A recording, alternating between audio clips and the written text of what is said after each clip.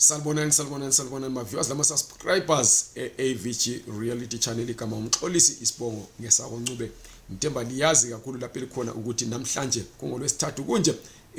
iSouth Africa ikhangelele ukugcotshwa kutsha kuka Mnumzana Cyril Ramaphosa njengomongameli waleli lizwe ngemva kokubana lanxa iANC yehluleke ukuthi ithole 50% plus 1 vote yokuthi izifomele uhulumende wayo omutsha yenze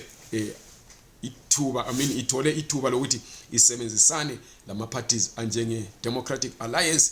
le Inkatha Freedom Party ukuthi bafome uhulumende omutsha liyazi abanengi ukuthi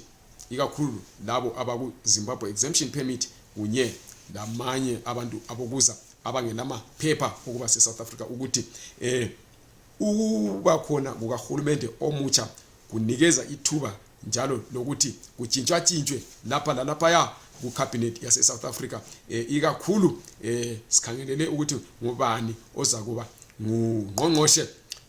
we-Home Affairs kunye nowe-Police liyazi ukuthi laba yibo ke abaphathelane kakhulu labantu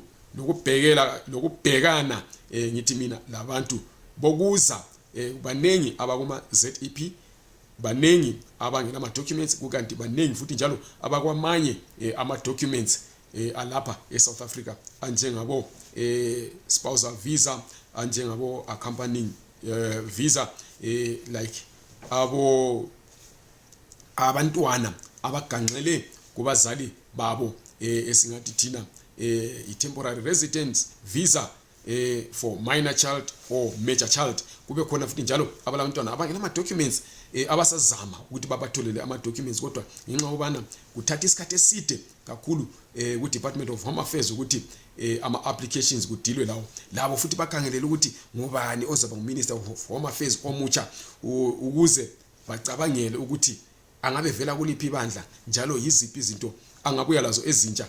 yiziphi ezindala ezichiwe umtswaledi angaqhubekela phambili lazo liyazi ukuthi before umtswaledi athathe over bekulo Malusi Gigaba obekhanye yena evumelana ke nokuthi abantu baseZimbabwe laba abalapha abavele sebeku Zimbabwe exemption permit baqhubeke baphiwe ipermanent residence permit kumbe ba renewelwe ama visa kodwa liyazi ukuthi umtswaledi uthe mayefika wafika ke wagenqula yonke into wakhansela iZimbabwe exemption permit wase introducer entsha 2 years wabuye wathi abantu aba applyele ama waiver bese beqhubekela ke phambili ba applyele ama mainstream South African visas kodwa asikatholi umuntu ose applyele leyo visa ngemva kokuthola iwaiver wasethola leyo visa okusho asikwazi ukuthi yini ezokwenziwa phambili ke kulabo asebethole ama waiver base be applyela ama mainstream South African visas bengelama qualifications apheleleyo kodwa ithemba lethu isekuthini kulondoda elimaziyo lonke wePatriotic Alliance okuthiwa nguGayton Mackenzie oyakhe isidleke sakhe sepolitiki ngokuzonda abantu bokuza uzakhele udumo ngokuthi abahambe sike sambona futhi njalo esetborder epatroller esithi ebisela emuva abantu abavelela uside leZimbabwe abebezama ukuthi bacross beze South Africa uke wakhuluma futhi wathi yena angena kuHulumende uzohamba aye ezibhedlela afika angcophune ama life support systems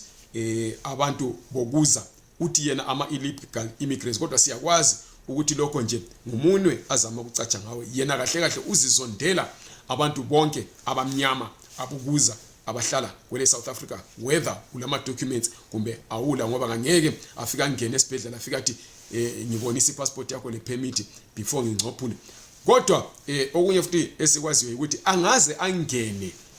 abe ngungqongqoshe ayikho into leyodwa ayikhulumayo azayenza ngoba kazithatheli ama decisions okokuqala kumele kuvunyelwane ku Government of National Unity ukuthi okay uMinister of Home Affairs uzakwenza lokho at cabinet level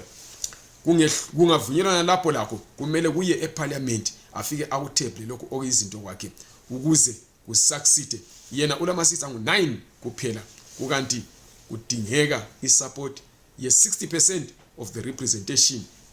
of parties or let me say of the representation kuma parties aku GNU ukuze i decision leyo ithathwe asikuboni kuyinto engenzekela ngoba iSouth Africa la ilesithunzi esikhulu kakhulu ezama ukuthi isivikele kukanti kule constitution eSouth Africa uvuki uzenzele nje wena uNdlovu yangena wakho ngenxa ukuthi wena usuphethe cabinet position so yonke lento ayikhulumayo amahlaya akhe abhala ku Twitter ehamba idinga ukuthi abukwe yilabo abamsupportayo akusiyonto angayenza kukanti njalo vele yona iPA according to what uHelen Zille akuchilo ayikho la kuhulumende lo womanyano kungakho uMackenzie uzobe bhala ku Twitter ethuka lapha thuka khona efaka konke okuyimbono wakhe akubona kubalulekile kodwa akuyi kuyandawo ngowami umbono ngibone ngathi umtswaledi ngoba ulomsebenzi omnengi awuchiyele endleleni angakawufezi kungayenzeka abuyele njalo abe ngungqongqoshe we-Home Affairs kukanti nxa engaqhubeka ukuthi there's going to be continuity kulento eziningi ezaqhubekela phambili ebese sichiyelwe endleleni njengophenyo olwenziwa kulabo abalama permits abangokuza abathole ama permits ahlukeneyo including ama permanent residence permit ama marriage certificates kunye le citizenship abalayo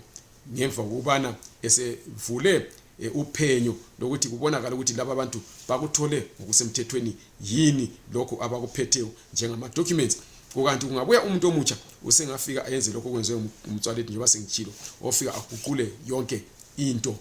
ayenze okwakhe kakutsha kodwa ithemba lisekuthini akuyikuba lokuhlukunyezwa kwabantu ngoba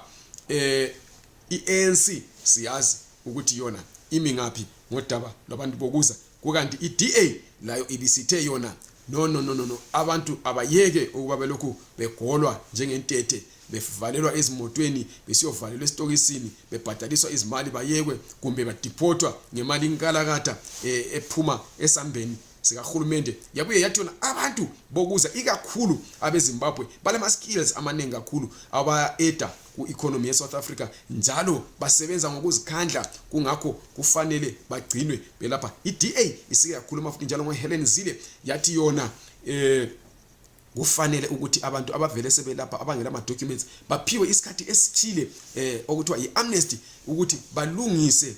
ama documents abo lapha kule South Africa anduba babiselwe emuva kungakho yinto esikhangelele ukuthi ayi kuhlukumeza abantu abalapha nxa kungenzakala ukuthi iDA ithathe over kumbe njengoba iDA ilama powers